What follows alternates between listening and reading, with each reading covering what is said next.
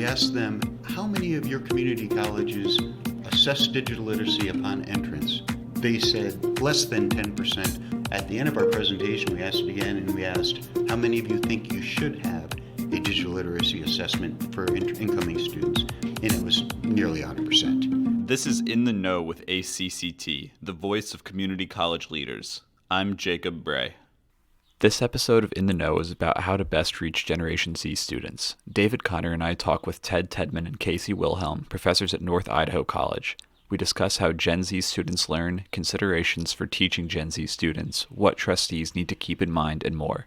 This is part 2 of a 2-part episode. We're picking back up with a discussion of Generation Z students and their use of technology, specifically smartphones.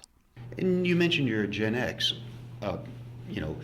but how much do you use your phone relative to a millennial or a Gen Z? My guess is that you're on the very high side of mobile device use for your generation, which might tend to cause maybe behavioral changes. Simon Sinek did a fun TED talk about that. Is it the first item you touch in the morning?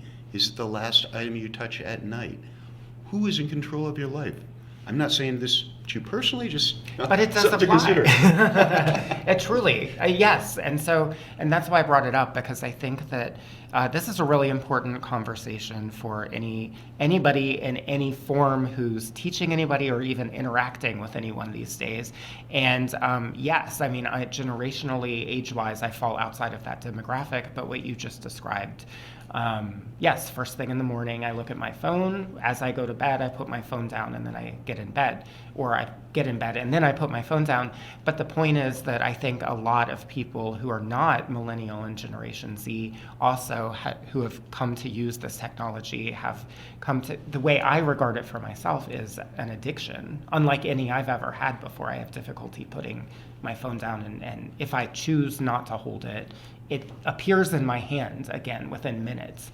And so that's all I'm suggesting, is that this is important as well, because it's not only future students that people should be thinking about. I think it's current students, probably of all ages, probably to greater or lesser degrees, based on generational divides, but it just seems like a very prevalent thing. Well, I think you raise a good point. I mean, if you look at how prevalent we're seeing with digital devices and how it is becoming more and more integrated in our lives, our approach is then maybe we need to better design materials to those devices because now you can get them on the device that they're used to using, that they're comfortable with. You're not creating this disengagement or there's divide by saying, well, you've got to go and use a book.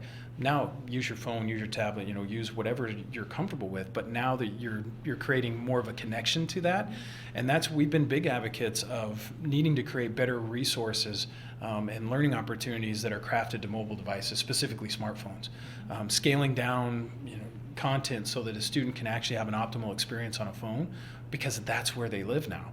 And I know we oftentimes have discussions and even arguments sometimes with colleagues about, well, we need to not do that. We need to force them away from that because that's creating the problem and we're just giving in to the problem. And our belief is no, what choice do we have?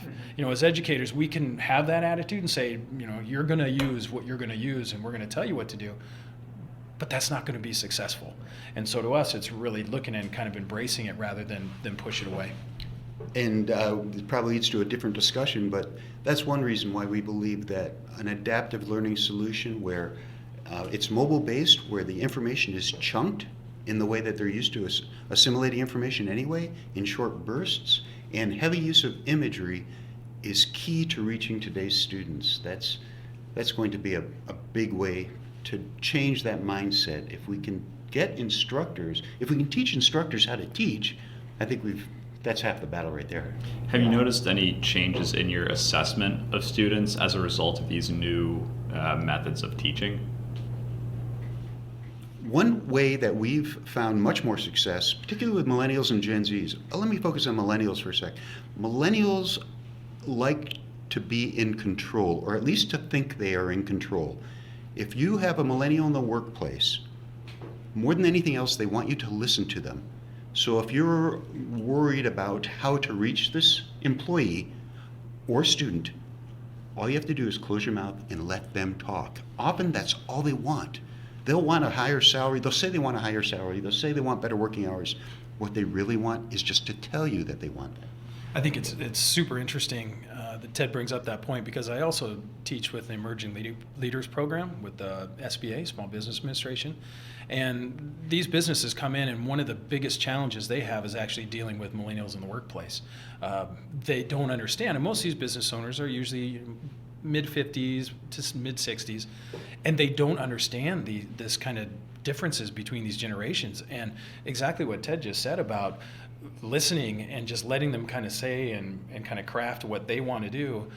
Worked with a business owner in Southern Idaho. She owned a helicopter company, had just an outstanding pilot, but the pilot wasn't doing well all of a sudden, was just upset, and she didn't know how to handle it. Well, all she had to do, we kind of talked about how these millennials and Gen Zs learn a little bit differently, some tools and tactics of how to reach them better. And basically it was just that, just listen. I said, I know it's going to be difficult for you, but just let the pilot vent. You want to keep them, let him talk. And she's like, it was very difficult. Came back the next session and said, I did exactly what you said, and his performance has been better now. He's happier. He said he's like, I just wanted to be heard. And she goes, it was very difficult for me. And I think that's difficult for a lot of instructors too, to just, sometimes you want to listen and it can be ridiculous, but understanding that can be very important. Yeah, that's a challenge. Gen X and boomers want to solve a problem. Millennials don't want you to solve the problem. They just want you to listen to them. That's a challenge for many of older generations. But if that's another thing we can teach, then I think we're doing a good job. So I'm going to interject really quickly here. This is a very useful lesson in case listeners, a light bulb just went off for me, so hopefully it did for you as well. We are now in a period in which millennials are starting to join college boards. And this is something that I think is unexpected in this conversation, but potentially very useful. A lot of boards are action-oriented and may misinterpret some people who have been acculturated to need to be heard as bringing forth a point potentially that might be something that others may interpret as, well, what problem are you trying to solve? So this is a point at which people should be listening to one another and patient with one another and understand that people have different perspectives. In addition to learning differently, they may just communicate differently.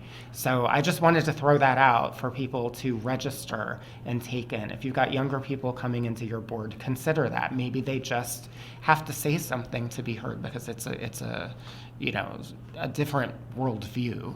I'm looking at Jacob right now, who is at this point our token millennial. So what do you think about these points? Do they sound right to you? Well, yeah. I mean, it's interesting hearing you both talk about your understanding of millennials and me thinking, oh wait, that is how my friends and I behave. A lot of us do just want to be heard or have, or have experiences like that. And I remember when I was younger, my dad he's a journalist. He's in college he was typing his papers on a typewriter, and he always tried to instill the importance of reading physical books to me. Whereas my mom was more tech savvy and more interested in that. So I kind of had both of those worlds colliding, and I'm not really sure which is better, which is why I think it's interesting for me to hear how you're gearing your teaching towards people who spend more time on their phones, because as long as they are learning, it's hard to say it's bad that they're just because they're doing it on the phone. That's such a great point, and oftentimes we get into kind of a dialogue about that. And our whole perspective is, if they're actively doing something and learning, does it matter how they're doing it? And that's exactly what you just said. And oftentimes we hear, well, if they're not reading it or they're not doing that, then they can't be learning. And our belief of learning is you can learn by answering questions, you can learn by watching a video, you can learn by engaging with click-throughs and different activities. The end game is knowledge. And if we can hit multiple touch points on that by having them engage with different things, then it's a win, in our opinion.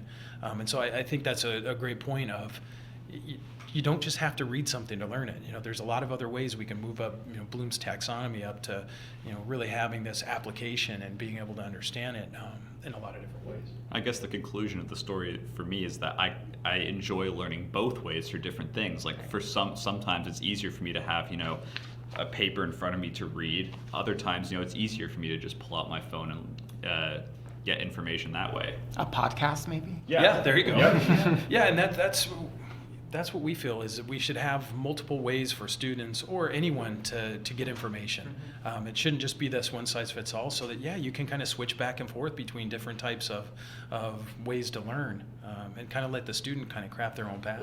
Yeah, all learning's important. Absolutely. We had a conversation prior to this conversation, and you showed me something that I thought was really interesting. Our member communications committee, which is made up of trustees who are generally on the older side, have asked us to distill everything possible into a few bullet points that they can easily digest. And you showed this to me, but also explained, now that we're in a more globally connected world, you also explained something about some exchange students and how this mode of presentation of information may be more useful to them. So could you talk to people without, we won't have the benefit of a visual for this podcast, but... Yeah, absolutely. Essentially what we do is we use an instructional strategy called chunking. So we can take longer forms of narrative text and condense that down to critical elements of what we think should be taught. And so really we're, once again, just taking long form narrative, and we have both forms. So a student can see both the long form narrative of it or have the chunked or reduced form of it. Basically what we did was we had some students actually that were using this method, and they came to me and said how much they really enjoyed this adaptive learning and that. And I said, it was fascinating. And I said, do you like the technology? And they said, yeah, we do. But what we really like is that you took the long form narrative and condensed it down into a more digestible form for us. When we're translating over between Chinese and English, it was much more efficient for us to actually get the information. We feel like we're learning better. We're really enjoying this much more. And we thought that's fascinating. We never even thought of that. It was kind of an unintended consequence of what we did. We then went and talked with our disability support office and kind of brought up some of these interesting points that were made to our attention. And then they talked with us a little bit about how this might be beneficial for those with any cognitive disabilities. So ADHD, ADD, really looking at being able to give them information in that way too that could be beneficial as well. So I think for everybody's busy, everybody is trying to get as much information as they can in the quickest way possible. And I think by utilizing a strategy where you have both methods, you want the longer form narrative, you have that provides more examples and a little more guidance, you have it. Or you have this other way of learning, which is more condensed, a little bit quicker. You kind of choose which way is going to work best for you. So maybe if there's something that's really engaging you want to dig a little more into, you can then go to that longer form narrative. But if you just want kind of that quick bullet points, as you mentioned, that's there as well. The idea of accessibility and equity are focused on this issue as well. Not only is it for those that maybe have attention issues, find it easier to read short text rather than long narrative. Also think about those who have vision impairment issues. We use Dragon Z or Read Write Gold reading software, but if you're a visual capable student, if you're able to see, say, an executive summary that just shows the bullets, it's a much faster way to assimilate the information. Isn't it only fair that be presented to someone who is visually impaired so that they can use their software, just highlight those bullets, and if they can get the information, see through it quickly, yes, I have all that information, I don't have to listen to all that, much more efficient use of their time, and I think it's a fairer way to teach. When I think also too, when you look at incoming community college students and overall reading levels of students coming in, a lot of students come in that are a little below standard. And so being able to, especially with early classes, being able to get them comfortable and maybe strengthen those skills without having to be intimidated by a full long form narrative is beneficial as well. It really gets those students who maybe are a little bit more challenged with reading to be able to get them and engage with them as well. One final point, I want to touch on something Jacob mentioned, and that is that he was blessed to be born in a household that had a typewriter, actually used that. I think too many professors, too many community college administrators make the mistake of thinking that millennials and Gen Zs in particular are digitally literate in a way that students were before the advent of the smartphone. Many of these incoming students, particularly community college students, haven't grown up with a laptop, so they don't know skills like file management that well.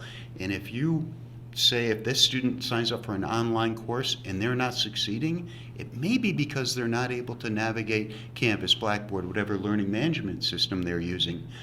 or not able to download or upload as quickly as their peers, not able to type as quickly as their peers. It might be a digital issue, a digital literacy issue, not a cognitive issue. And just one final point as well, just kind of thinking about the topic of equity as well. By creating learning opportunities that are maybe in more of this condensed way, it really truly does scale more toward a mobile type platform or delivery. And when we look at equity overall, 95% of people in the United States have a smartphone, much more readily available than it would be on a laptop. And so when we look at that, we think of, okay, well, can we reach more of an audience and create more equity by having things that are more scaled to a device like that? I mean, really, to put a long-form narrative on a smartphone, it isn't optimal versus having more of this bulleted, kind of condensed format, which then we can scale to a mobile platform, which then creates, in our opinion, much more equity. So to summarize, a lot of this conversation has really been about teaching and learning in the classroom or outside of the classroom if it's homework.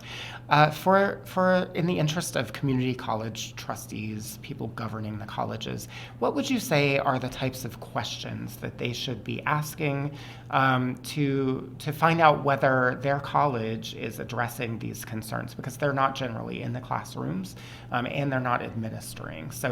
But they should be asking questions to make sure that colleges are addressing the needs of as many students as possible to fill our open access missions. It's kind of telling. In San Francisco, when we asked, the trustees had the clickers, we asked them, how many of your community colleges assess digital literacy upon entrance? And they said, I think the number was, well, I can look it up, but maybe 8%. Less than 10% of the community college trustees there said there was some sort of a digital literacy assessment for incoming students. At the end of our presentation, we asked it again, and we asked, how many of you think you should have a digital literacy assessment for incoming students? And it was nearly 100%. That just to verify, what is the baseline of knowledge? Are these students, do they have the digital literacy? We test their English, we test their math, we should be testing their ability to use a computer as well. I think another important question is just to gain a better understanding about the student population that's there. I mean, usually the hard, demographic kind of data exists, but really understanding from a perspective of, what is the student makeup, what kind of demands are maybe there from the students of what we have, and then also, what's faculty's knowledge and understanding about some of these topics about Gen Z and millennial learners. I know at North Idaho College, our president, McClintock, has been very outstanding with really supporting us and trying to get a better understanding and then reaching out to faculty to have these discussions. And so far there's been a pretty high level of interest to get some of this information out about, how are these learners and why is it important to us and what can we do to better engage students as a result of this knowledge. So I think really trying to find out who the students are and then what's faculty's knowledge and understanding about it, because oftentimes faculty lack this information because they're great practitioners at whatever they're teaching, but having this understanding about adult learning in that is often lacking. And trustees can facilitate this kind of learning in the college by asking the administration, hey, what are you doing to educate the educators? Do they know how to reach their students as well as they can? Our trustees have been doing a great job on that. In fact, we now have luncheons where it's very casual. People come in and it's just an opportunity to learn different methodologies, and that's how we become better teachers. You don't want one of those teachers that have been doing the same thing. We had one professor at a community college we spoke at. They were still using overheads. Really, you're going to disengage your students with that. You're not going to reach them. Yeah, and we've had discussions with other instructors at community colleges where they've started kind of programs of teaching the teachers, if you will. So kind of a once every month or two opportunity to engage with faculty to just have discussions like this about, what's OER, what does that mean, or what's adaptive learning, and how can we utilize that at the institution. I think really fostering that kind of community about these topics is really important from the trustee level, and getting faculty to really understand that there's support coming from the trustees and from upper administration to really get involved in these kinds of concerns. This has been part 2 of a 2-part episode. If you missed part 1, we posted it last week. Thanks for listening. We'll see you soon.